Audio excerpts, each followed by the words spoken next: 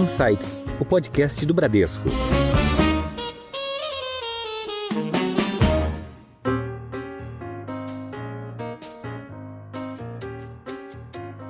Voltou a viver um mundo de bolhas, de comunicações, onde as pessoas estão dentro de grupos, comunidades, e nichos e micronichos, até o ponto da comunicação individualizada um a um, em escala para milhões de pessoas. E agora, mais recentemente, com o advento da inteligência artificial, você não só consegue ter o dado do consumidor para entender que oferta colocar para aquele consumidor, como você consegue criar, fazer uma campanha onde o asset criativo, ou seja, o banner na internet, o post no Instagram, vai ser um para cada pessoa mesmo, que o software vai gerar ali pequenas variações. Olá, tudo bem? Você ouviu agora alguns destaques de hoje, mas tem muito mais. Eu sou a Priscila Forbes e este é o Insights, seu podcast semanal com ideias que provocam um novo jeito de pensar.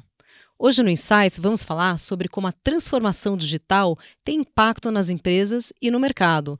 Nossa conversa é com Marcelo Trípoli, publicitário, cofundador e CEO da Zimes, uma agência de marketing digital que tem um modelo de negócios baseado em tecnologia e inovação. Trípoli, seja muito bem-vindo ao Insights. É um prazer estar com vocês, Pri, Carol. É muito legal esse papo, acho que é um assunto que está super quente, vai ser um prazer a gente destrinchar ele aqui. Quem está com a gente também para essa conversa é a Carolina Schenck, Head de Tecnologia, Mídia, Telecom e Serviços do Bradesco BBI. Carol, um prazer te receber aqui no Insights. Muito obrigada pelo convite. Trípoli, você atua nesse mercado, né, de marketing digital há mais de 20 anos. Você já foi VP da McKinsey, até você fundar a Zimes. Você tem um quadro na televisão sobre tecnologia e inovação, mas eu queria saber aqui, a inovação e o empreendedorismo sempre estiveram no teu DNA? Sempre, Pri. A minha história com tecnologia e inovação, ela vem desde que eu era pequenininho e eu era a criança da casa que programava o videocassete, o que era uma tecnologia bastante moderna nos anos 80. Eu ganhei um computador do meu pai quando eu tinha 8 anos, que era um MSX. A gente vivia numa época que era reserva de mercado, a tecnologia era restrita que chegava no Brasil. Eu comecei a programar. Meu pai tinha certeza que eu ia ser engenheiro. Que linguagem que era na época? Basic. Eu fazia programações... o Basic, que era uma linguagem bastante simples na época, e aí depois comecei a mexer com SQL, com outras coisas, e durante toda a minha adolescência a tecnologia fez parte um pouco. Mas eu sempre gostei muito de humanas. Então quando eu fui decidir o que eu ia fazer como profissão e faculdade, eu decidi que eu ia fazer publicidade, porque eu estava nascendo naquele momento ali na década de 90, a tecnologia do marketing digital, que na época era muito baseado em multimídia, era uma coisa bastante precária com o que a gente tem hoje, mas era uma coisa que mostrava que existia uma intersecção crescente entre o lado humano, o lado da comunicação e o lado da tecnologia, esse pincel criativo que a tecnologia permite, e eu decidi, minha carreira começou nessa junção dessas duas áreas, o nerd da tecnologia junto com o publicitário. Você era um geek comunicativo. Era isso, eu era um geek que eu ia melhor nas minhas notas de humanas do que de exatas na escola. Eu não era um cara da matemática, da física, da química, nunca gostei. Eu sempre gostei do lado humano. E agora, a tecnologia para mim sempre era um pincel criativo. Legal. E Trípoli, você sempre foi uma grande referência, super pioneiro em marketing digital no país, um profissional que conseguiu unir mundos diferentes, marketing, tecnologia, dados, criatividade, é um apaixonado por inovação. E a Zimes tem um modelo de negócio muito disruptivo, muito diferente do que o mercado está acostumado e vem observando aí nos últimos anos. O que é que tem de diferente? Qual é a proposta de valor? Qual é o posicionamento de vocês para seguir contribuindo, ajudando os clientes? Muito legal essa pergunta, Carol. Quando eu saí da McKinsey, foi no meio da pandemia em 2020, e tive o insight de criar uma empresa nova, eu tinha dois grandes objetivos. Um era uma empresa de marketing que o CEO das grandes empresas brasileiras quisessem receber. O marketing, ele perdeu relevância nos anos 2000, depois do surgimento da internet, porque ele virou uma coisa bastante fabril, tática, operacional, super relevante, mas acabou descendo dentro da organização para um nível mais tático e menos estratégico. Porque as agências de propaganda tradicionais, elas acabaram não conseguindo se adaptar a esse marketing baseado em tecnologia em dados. E os especialistas em tecnologia em dados, eles são especialistas. E quando você é muito especialista, você acaba sendo muito tático. naturalmente o especialista, ele é alguém que você vai, quando você já tem uma estratégia definida, você precisa de alguém para implementar aquela estratégia, o teu time taticamente. E eu sentia, em conversas que eu tinha quando eu estava ainda como sócio da McKinsey, eu sentia uma demanda e uma carência dos clientes das grandes empresas brasileiras, multinacionais, de um advisory estratégico. Então, a necessidade de ser estratégico no marketing digital era uma demanda que eu escutava. E também era uma segunda demanda, tipo, eu não aguento trabalhar para fazer uma campanha na internet com 10 fornecedores. A agência de influenciadores, agência de performance, agência de conteúdo, agência de PR, agência de branding, é um ecossistema muito complexo que fica sobrando para o diretor de marketing e para o diretor de tecnologia das grandes empresas orquestrar esses fornecedores. Então, a premissa da Zimes foi duas coisas. Atuar estrategicamente e ser como se fosse uma McKinsey das agências, alguém que fala de negócio, que não fala só de comunicação, que toda derivada da estratégia de comunicação, ela surge a partir de uma discussão de P&L, de uma discussão de avenidas de crescimento de negócio, preço, distribuição, conversas que normalmente as agências, em alguns casos, perderam essa interlocução. A gente da Zimes nasce já com esse DNA. Muitos ex-consultores de grandes consultorias trabalham hoje no meu time. E a outra coisa é, a gente, uma vez com a estratégia desenhada, a gente queria ser um one-stop shop na implementação. Então, a gente tem uma capacidade de execução que vai de CRM, com MarTech, com uso de dados, com mídia digital, com criação de um aplicativo. Então, a gente tem 10 disciplinas técnicas dentro das Zimes, do qual a gente procura se aprofundar tecnicamente e entregar cientistas de dados, engenheiros de software, e principalmente criar uma cultura que faz todo mundo trabalhar junto, porque as empresas de comunicação, como elas têm essa necessidade de cruzamento de competências, elas montam consórcios para atender um cliente. Então pega a empresa A, B e C, D e falam para o cliente, não, a gente criou aqui um grupo de trabalho. Só que cada empresa dessas A, B, C, D tem um P&L diferente, um management diferente, uma cultura diferente. A gente já nasceu nativamente assim. Então eu brinco que a analogia é, você pega um carro a combustão, enfia uma bateria nele, ele vira um carro elétrico, mas ele não foi desenhado para ser um carro elétrico. Só tem que fazer vários ajustes, isso, né? e fica um negócio meio uma gambiarra ali, um negócio que não foi desenhado para isso. A gente já nasceu assim, a gente é uma empresa com 4 anos, estamos fazendo 4 anos agora em novembro, mais de 100 pessoas trabalhando para 15 marcas diferentes, e by design a gente é essa empresa que é estratégica e implementa, a gente vai dar estratégia e implementação, e a gente também tem essa capacidade de entregar várias ferramentas de comunicação juntas. A gente fala que a gente tem uma caixa de ferramentas com todas necessárias e não uma específica. Então, a gente não tem um viés. Eu não sou uma agência de PR que quando eu vou no cliente eu tenho que garantir que a recomendação seja um PR. Tem cliente meu que a gente entra para fazer comunicação e a gente descobre que ele precisa de um aplicativo. E a gente vai desenhar o aplicativo e a comunicação vai ficar para um segundo momento. Então, eu acho que essa característica nossa fez com que a gente crescesse muito nesses 4 anos e tivesse um modelo que fosse bem recebido. Ela só é possível porque a gente criou uma cultura interna dentro da empresa que faz o engenheiro trabalhar lado a lado com o publicitário, lado a lado com o jornalista, lado a lado com o cientista de dados, numa empatia cruzada. Tem uma cultura empresarial que permite com que essas pessoas que nunca estudaram juntas, nunca foram no recreio juntas na escola, o turma do fundão com a turma da frente da escola ali, trabalhem juntos e integrados. Acho que esse é o grande beleza do modelo. Legal. E, Tripoli, a gente vive hoje essa era do marketing digital, que é um termo guarda-chuva, né, que, como você explicou, engloba muitas coisas, mas a gente saiu ali de um marketing tradicional, que era muito galgado em mídia, como você falou, né, e muito pontual de campanha, para um marketing que, primeiro, se alimenta muito de dados, né, que é o novo ouro, como a gente chama, e é onde você precisa criar comunidades também, né? Então, queria que você fizesse mais contrapontos aí do marketing tradicional versus o que a gente tem hoje de marketing digital. Quais são as principais evoluções, né? Não só diferenças, mas evoluções. Bom, se a gente lembrar do marketing há um século atrás, quando ele nasceu, que era aquele marketing de vizinhança, que você ia na loja do seu José, ele tinha uma caderneta lá, ele anotando tudo que você gostava, gosto desse pão, sei o quê, e você tinha uma relação quase que individualizada. A pessoa era tratada pelo nome, você sabia os gostos, o balconista sabia os gostos da pessoa. Era um CRM, né, quase. Era um CRM, antes da palavra CRM existir, mas existia esse conceito de uma relação de proximidade, de engajamento, porque estava sendo personalizada aquela experiência.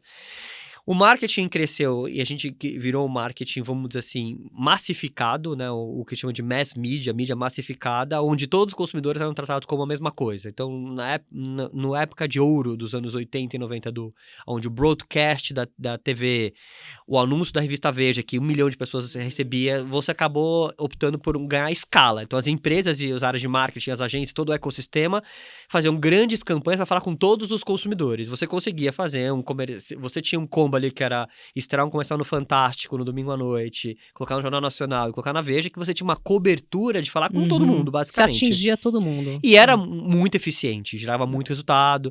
E aí o que aconteceu com o surgimento da internet, depois do surgimento do smartphone, das redes sociais, é que a gente voltou a viver um mundo de bolhas, de comunicações, onde as pessoas estão dentro de grupos, comunidades, e nichos e micronichos, até o ponto da comunicação individualizada 1 a 1, em escala para milhões de pessoas. Então, era aquilo que existia há 100 anos atrás, que o seu José fazia na padaria dele para 20, 30, 50, 100 pessoas, hoje uma companhia consegue fazer para 1 milhão, 2 milhões, 10 milhões de pessoas. E agora, mais recentemente, com o advento da inteligência artificial, você não só consegue ter o dado do consumidor para entender que oferta colocar para aquele consumidor, como você consegue fazer uma campanha onde o asset criativo, ou seja, o banner na internet, o post no Instagram, vai ser um para cada pessoa mesmo, que o software vai gerar ali pequenas variações. Então, É a evolução do target ad, né? É um target ad feito para você. 1 a 1, é o que chama de personalização em escala. A comunicação é feita de indivíduo para cada um dos indivíduos baseados em dados. Então, a conexão moderna, o playbook moderno de marketing hoje das companhias é coletar dados do consumidor de diversas fontes diferentes, unificar esses dados, organizar esses dados num data lake, que hoje é tecnicamente chamado de Customer Data Platform, são esses bancos de dados do marketing, e fazer com que essa informação que eu sei sobre a Priscila, sobre a Carol, que estão lá dentro, quando cada uma dessas pessoas tiver um ponto da jornada de comunicação e engajamento com a minha marca, seja tipo vendo um vídeo no YouTube, seja entrando no meu site, no meu aplicativo, seja indo na minha loja física, eu reconheço ela e eu entrego uma comunicação personalizada. Então, acho que essa é o estado da arte. Agora, é muito difícil de implementar. É mais fácil falar o que eu estou falando aqui do que implementar, porque existe uma coordenação que vamos dizer, transcende a área de marketing. Uma empresa conseguir fazer o que eu estou falando aqui depende da área de tecnologia, ser parceira do marketing, trabalha muito integrado uma área com a outra, e depende de uma cultura de coleta de dados da empresa, de em todos os canais da empresa coletar dados, ter essa cultura de sempre coletando, atualizando os dados, que o consumidor é vivo, dinâmico, e conseguir depois fazer com que na ponta da entrega desses pontos de comunicação também esteja integrado. Então tem muita integração sistêmica para ser feita, tem muita integração cultural e um mindset da organização. Poucas empresas hoje, eu acho, chegaram nesse estado da arte. As empresas têm, às vezes, coisas parciais, uma campanha pontual aqui ou ali que é mais personalizada. Então, acho que a gente está num momento de transição, onde todo mundo já sabe um pouco que o conceito que eu estou falando é para onde as marcas devem ir, para onde as companhias devem ir, mas ainda não aconteceu. Ainda você abre muito aplicativo de uma instituição financeira, por exemplo, e a pessoa tem um saldo grande na conta e recebe um pop-up no aplicativo de pega o empréstimo pessoal. Sendo que não deveria oferecer isso para ela. Então, assim, mesmo as empresas que têm o dado disponível, não necessariamente estão, vamos dizer assim, com todas as decisões tecnológicas implementadas para fazer com que o dado chegue. Às vezes não é ter o dado ou não ter o dado, é saber como fazer com que esse dado seja utilizado no dia a dia, nos pontos de contato. Eu diria até que esse é o desafio mais tecnicamente difícil do que ter o dado coletado. Muitas empresas têm o dado coletado, mas o dado está preso num cofre, vamos dizer assim, não está sendo usado. E nem tudo são dados, né? Porque aqui nos dados a gente está falando daquela área de exatas, a área geek, né? Tem muito do comportamento do consumidor e de você saber interpretar esses dados como comportamentos que mudam ao longo do tempo. E também saber identificar tendências que estão ocorrendo na sociedade, como que isso vai impactar no consumo, né? Sim, eu acho que o dado do consumidor, ele é uma matéria-prima. Ele pode ser mal utilizado ou bem utilizado. Com certeza, o marketing baseado em dados, ele é um marketing que tem possibilidade de ser mais relevante. Mas a relevância vem um pouco do aspecto criativo, né? Acho que o outro lado dessa moeda, então vamos dizer que tem um yin e yang aqui na publicidade, né? O yin pode ser considerado os dados bem usados e o yang pode ser considerado o lado criativo, que é você surpreender a pessoa, surpreender o consumidor. O consumidor não necessariamente sabe o que ele quer. Tipo, quando todas as grandes inovações que a gente viu de tecnologia pessoal, tipo o iPhone, entre outras, alguém teve um insight e falou, vou pôr na frente das pessoas e vou ver como elas reagem. Então, eu acho que a publicidade ainda tem um lado de instintivo e de provocação, de transgressão, de trazer coisas novas para a mesa. Isso não morreu. Agora, você pode fazer isso unido aos dados. Por isso que eu acho que é uma falsa dicotomia. A gente não está falando de ou, a gente está falando de e. use os dados e, ao mesmo tempo, seja criativo, inovador e surpreenda o teu consumidor. E colocando sempre o cliente no centro, né? Isso é a coisa mais básica e também é fácil falar e difícil fazer. Tipo, as organizações, elas não são desenhadas em termos de estrutura organizacional para pôr o cliente no centro coisa nenhuma. Colocar o cliente no centro significa uma mudança de demandas de como a empresa está organizada e como os incentivos funcionam. Empresas funcionam em BUs, empresas funcionam com PNLs baseados em produtos, em segmentos e não em cliente. Então, de novo, esse é um trabalho que a minha empresa faz para vários clientes, que é o trabalho de change management, que é mudar, que é o lado mais consultoria nossa, onde a gente está mudando o jeito que as organizações operam, e a gente quase 100% dos casos que a gente entra, os clientes não operam centralizados em clientes. A inteligência artificial, como é que ela ajuda vocês e as agências em geral, as empresas, nessa questão não só de tratamento dos dados, mas tem uma questão aí de machine learning também, né? De quanto mais dados você vai coletando daquele indivíduo ou daquele coletivo, você vai aumentando a tua assertividade também, né? Eu acho que tem vários aspectos, né? A tecnologia está mudando muito. Se a gente gravar esse podcast daqui a 6 meses, provavelmente eu te daria uma outra resposta. A gente está muito atento a essa tecnologia, a esse conceito, né, que não é uma tecnologia, são um conjunto de tecnologias. A gente está muito atento a isso porque ela é completamente disruptivo na sociedade como um todo. No marketing especificamente, hoje o AI ele é usado muito, como você falou, para detectar padrões, né? Então, o processo de machine learning, ele é baseado em você ter grandes massas de dados, essas massas de dados você conseguir entender padrões e conseguir, então, ser preditivo a partir do comportamento, olhando esse histórico de informações. A gente faz muito isso.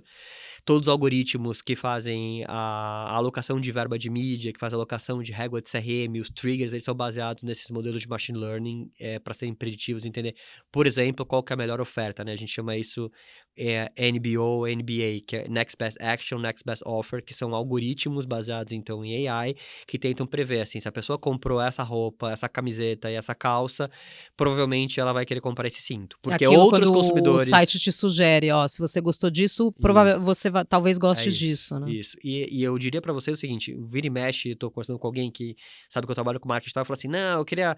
Pode abrir aí o jogo, porque eu sei que o celular tá me escutando, porque no Instagram eu nem falei nada, eu comentei no almoço com a minha amiga aqui que eu queria ir pra Maldivas, de repente eu entrei no meu celular e tava um monte de Maldivas aparecendo.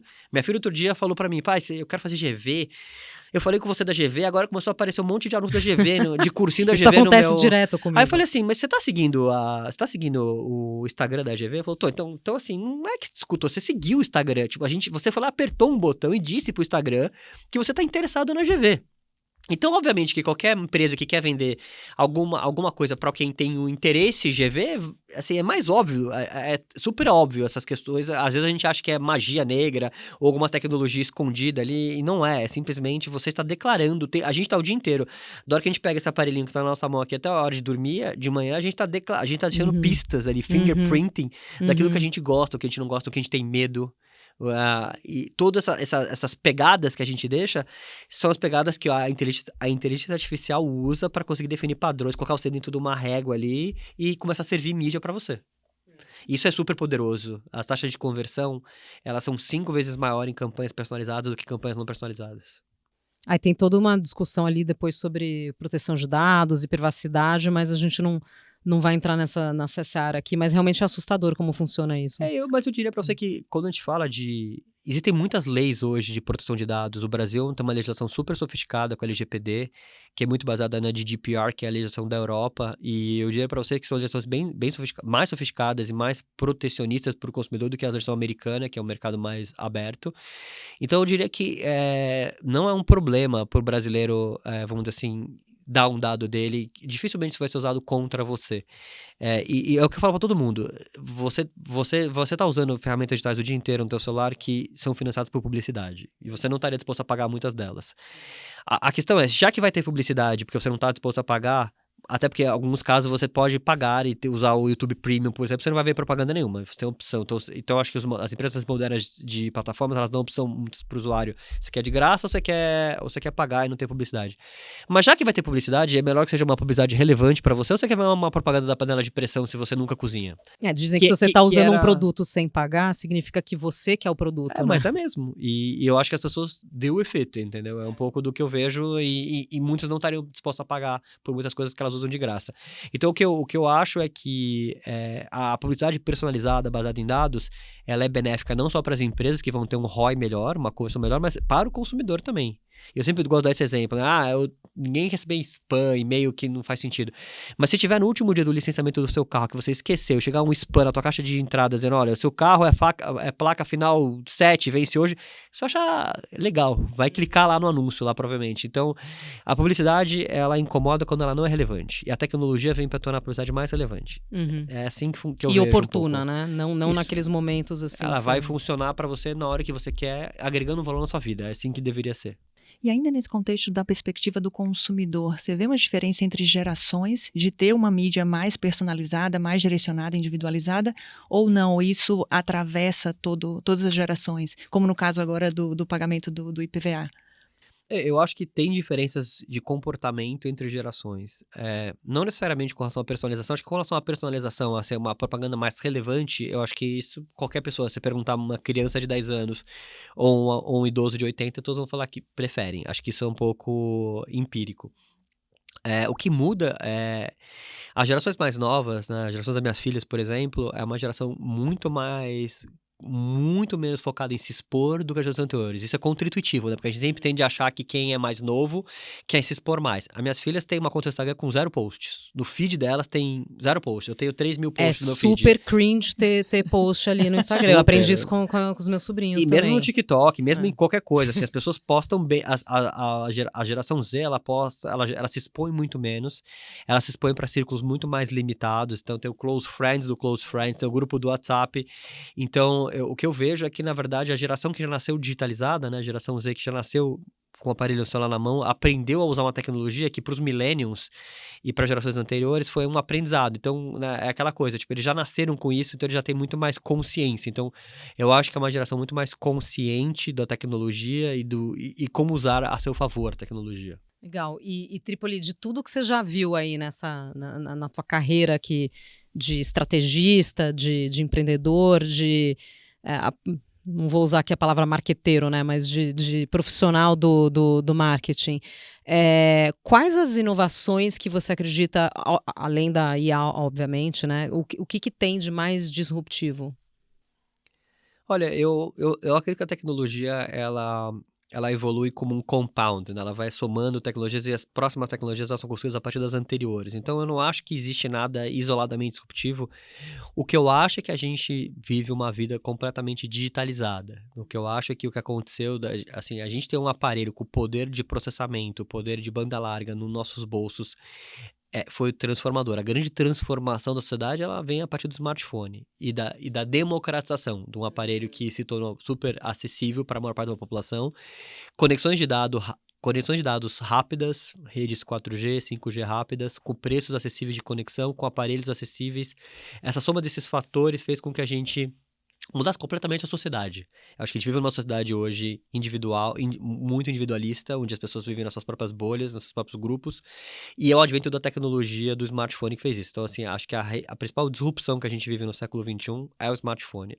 O que vai acontecer com o smartphone daqui para frente é a grande pergunta que eu acho que não tem ainda uma resposta. O AI, ele não é um novo device, ele é um jeito de interagir com a informação muito mais preditivo. Agora, se você vai consumir o AI através de um óculos na sua cara, através de uma pulseira, através de um fone de ouvido, tipo o filme Her, por exemplo, eu acho que isso está em aberto ainda. Acho que ou aquelas coisas do Black Mirror, né, que tem uma projeção, tipo né? um chip aqui inserido que está registrando tudo. Então, eu acho que isso não sabemos ainda. Eu acho que não está tão longe, né? Não, a gente tem vários experimentos, né? Tipo, a Meta apresentou o Orion agora recentemente, que é a tecnologia como protótipo mais avançada de um óculos que você poderia usar o dia inteiro e coloca os hologramas na sua frente. O óculos da Ray-Ban que você pode comprar hoje, tipo, ele já é um óculos que você consegue falar com ele e tirar uma foto. Até agora. E ele filma também, né? Ele filma, ele acabou agora de ter um feature novo que você pode tirar uma foto da vaga que você parou no estacionamento do shopping, depois ele te ajuda a achar a vaga. Então, nossa, isso é essencial. E pelo visto é um problema do mundo inteiro, né? Porque eles lançaram lá e foi o feature que eles mais falaram. Então eu acho que a forma que a gente vai interagir, se a gente vai sair dessa telinha pequenininha que a gente fica aqui olhando para outros formatos, com certeza vai acontecer, mas ainda está em aberto. Agora, você acha que vai ser uma experiência muito mais imersiva? Vai ser uma experiência com wearables muito mais natural, onde hoje a gente para para fazer um shift entre a nossa vida real e o mundo digital, a gente fica quase que escolhendo ali, sendo desagradável com quem tá com a gente ali para olhar o celular e vice-versa. Eu acho que essa transição entre o digital e o físico, ela vai ficar cada vez mais smooth. Tipo, cada vez você vai estar numa lente de contato, vai estar no fone de ouvido, então Vai cada borrando um pouco a fronteira também, né? Do real e do completamente, virtual, né? completamente. É tipo, Isso dá uma bugada no cérebro também, né? mas é inevitável. A tecnologia, ela vem, tipo, não adianta você ser saudosista e falar, não, a minha época, não. A tecnologia vai vir, cabe a nós se adaptar. E usar como ferramenta, né? Como Isso, pra melhorar a viabilizador, nossa para vida, melhorar. pra melhorar. Tipo, a tecnologia é a tecnologia e você, não ou você. Trípoli, você tem um podcast que é o Clube CMO. Como é que ele surgiu e o que você tem aprendido com as conversas com os convidados? Primeiro vamos só explicar aqui para os ouvintes o que é CMO, né? CMO é o título em inglês de Chief Marketing Officer, que é o diretor, basicamente, em bom português, é o diretor de marketing das empresas. Eu construí junto com a Exame uma comunidade chamada Clube CMO, que é uma plataforma que a gente faz encontros mensais e reúne líderes de marketing das maiores empresas brasileiras. O Bradesco já participou algumas vezes desses encontros. E uma das coisas que a gente tem dentro dessa plataforma é um trabalho de geração de conteúdo. Então, o CMO são entrevistados, sai na Exame, e a gente também tem um podcast que a gente tem essas conversas. E o podcast do Clube CMO, ele tá agora na 3ª temporada, e ele é basicamente um podcast que a gente vai lá e chama um líder de marketing para contar a perspectiva dele, os desafios deles e um pouco do que a tecnologia e a inovação tá impactando no negócio dele, em diferentes indústrias. Então, a gente já falou de bens de consumo, a bancos, a telecom, passando por vários negócios diferentes. E é sempre muito rico essas conversas, porque muitas vezes o CMO, ele é percebido como uma coisa muito distante, desconectada, e o formato do podcast procura muito colocar uma coisa mais pessoal ali, ele fala até uma perspectiva de carreira. Então, muitas pessoas que escutam esse podcast estão começando a carreira e estão ali para entender um pouco como é que aquela pessoa chegou naquele ponto da carreira dela. Então, não é só sobre aprender a fazer marketing com eles, mas tem um lado também de carreira e desenvolvimento bem forte no podcast. Então, vamos aproveitar e te perguntar aqui, que conselhos você dá para quem está entrando nessa carreira? Ótimo, ótima pergunta. Eu faço muito coach com estudantes, é muito pedido no LinkedIn. E eu sempre falo algumas coisas que são super importantes. A primeira delas é que os soft skills são muito mais importantes do que hard skills. Isso é um pouco lugar comum, mas muitas vezes as pessoas, eu quero fazer um curso MBA, não sei o quê, quero aprender sobre AI. Não perca seu tempo fazendo um curso. Até porque é um negócio tão novo quanto AI, seja um autodidata. Né? Então, eu acho que no mundo líquido de tantas transformações que a gente vive hoje, aprender a aprender é o melhor skill que você pode aprender. E aquele learn by doing, né? Aprende fazendo, né? Não tem uma escola para isso. E sozinho, né? Hoje em dia você vai lá, vê um vídeo de YouTube, aprende você vira um sushi man com vídeos no YouTube. Então, a grande dica que eu dou é aprenda a aprender, não foque no conteúdo, foque em soft skills. Né? Então, além de aprender a aprender e estar sempre capacitado para aprender sozinho coisas novas, desenvolva alguns skills importantes, como a capacidade de escutar. A gente perdeu hoje em dia, tipo, a gente quer falar só, a gente tá numa conversa, numa reunião ali, e a pessoa nem completou a frase, você já tá pensando que você vai falar como um contra-argumento. Eu acho que escutar é um skill raro na maior parte dos profissionais e um diferencial super forte. Essa é uma delas. A segunda é ter iniciativa. Não fique esperando que as coisas caiam do céu, nem deixe ninguém, tipo, drivar a sua carreira ou, tipo, ficar te empurrando. Empurre você mesmo. Empurre a si mesmo, empurre os outros. Então, um pouco de você ir para trás, ser proativo, acordar de manhã com propósito de ser o protagonista da sua vida. Acho que tem um pouco das pessoas serem protagonistas da vida delas, que muitas vezes o mundo corporativo leva você a não ser. Acho que é o segundo ponto. E o terceiro ponto é, seja cara de pau. Tipo, uma coisa que eu sempre defendi na minha vida inteira e foi assim que eu construí minha carreira é, o não você já tem. Então, assim, você quer tomar um café com uma pessoa? Manda uma mensagem. Mas a pessoa não me conhece, eu nunca vai responder meu LinkedIn, mas o que você tem a perder? Então, não você já tem, né? Não você já tem. Então, assim, eu sou a pessoa que está sempre, tipo, vamos lá, vamos tentar. Se não der, não deu, mas assim, eu vou... I'm dying trying, sabe assim? Então, acho que são as 3 coisas que eu diria aqui. Você já morou em mais de 10 países e tem acompanhado todos os avanços de tecnologia, marketing, participa de eventos globais. Como é que você acha que o Brasil está posicionado nesse cenário e o que você acha que pode ser trazido para cá como inovação? A gente está num mercado completamente globalizado. De novo, isso parece nossa, não está falando descobrir a pólvora. Não, mas é importante a gente falar porque às vezes não é tão relevante. Então, eu conheço muita gente que mora no Brasil e trabalha para fora, para empresas na Europa, Estados Unidos, Ásia. Até porque a nossa moeda é super fraca, né? Então você ter uma receita em dólar e um custo em real é ótimo negócio. E o oposto é muito ruim. Nesse sentido, o brasileiro ele é um profissional muito valorizado, né? Eu, quando eu tive a oportunidade de morar nesses países e viver um pouco a diferença, a gente tem algumas características. O brasileiro ele é super hard worker, ele trabalha muito, bem mais que a média de outros países, principalmente que o europeu, na média. Não necessariamente todo mundo é bem produtivo, mas em termos de horas trabalhadas, o brasileiro está disposto a trabalhar muito. O brasileiro está disposto a fazer várias tarefas que, tipo, não são job description dele. O americano não faz nunca. Tipo, isso aqui, meu trabalho é mexer o copo, não vou mexer o copo, vou mexer o celular aqui. O brasileiro é pau para toda obra. Pau para toda obra, flexível, e o brasileiro consegue lidar com restrições muito fortes. Tipo, não tem nada para fazer aqui, tipo, não tem budget, não tem nada, dá um jeito. Tipo, famoso dá um jeito, se vira nos 30. Um país A gente é o país do jeitinho, né? um país tipicamente pobre, que tem poucas restrições, as pessoas acabam se virando. Quando você tem quando você tá, tipo, num lugar super rico e tudo é CNTP, a criatividade só fica limitada, né? A necessidade é a mãe da inovação. Isso é muito verdade, eu acredito muito nisso. Então, eu acho que o brasileiro, ele tá bem posicionado como matéria-prima. O que eu acho é que o brasileiro tem algumas coisas que precisa, tipo, sempre estar olhando e as pessoas não podem perder perspectiva. Uma, tem que falar inglês. A gente tem uma população que poucas pessoas são fluentes em inglês aqui. Bem pouco. Menos de 10% da população brasileira e fluente mesmo, menos de 5%. Então, assim, é uma barreira, porque o conhecimento global, ele não tá em português. Então, assim, tipo, então falar inglês já coloca você num grupo ali super... Talvez daqui a pouco tenha que saber chinês também, né? Talvez. E tem o AI que traduz tudo agora, tem um monte de gente dizendo que vai acabar a história de língua e que não invista numa escola de inglês, porque daqui a 5 anos vai ser tudo traduzido automaticamente, mas até lá, falar um idioma é importante. E o brasileiro, muitas vezes, como é um mercado muito grande, o Brasil, ele é um mercado, um país continental, não sei o quê, muitas vezes o empresário brasileiro, o executivo, ele tem a perspectiva de não olhar muito para outros mercados. Diferente do argentino, por exemplo, o Mercado Livre, que é uma plataforma de e-commerce da América Latina, é uma empresa argentina.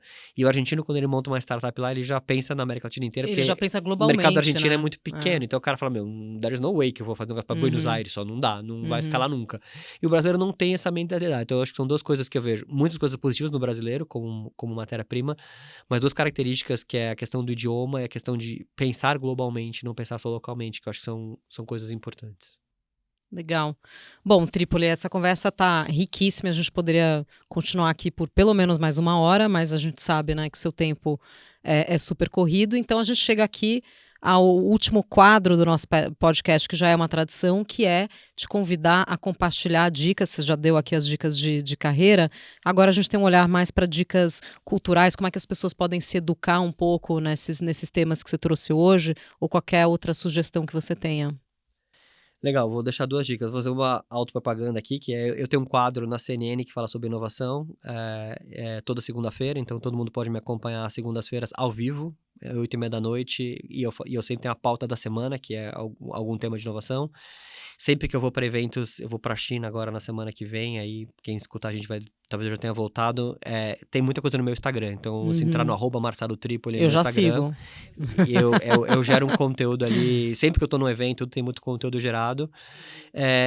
Uma outra dica é leia livros, tipo, não fique só nas redes sociais, tipo, não fique só, a gente tá vivendo um mundo de muita superficialidade, então acho que todo mundo tem que ter uma dieta de consumo de conteúdo e tem que ser uma dieta balanceada, então aquela coisa, tipo, tanto de pouco Instagram... de salada, um pouco de porcaria, né? É isso, então, não dá pra viver só de salada, que a gente precisa se divertir também, mas não dá pra viver só de jujuba.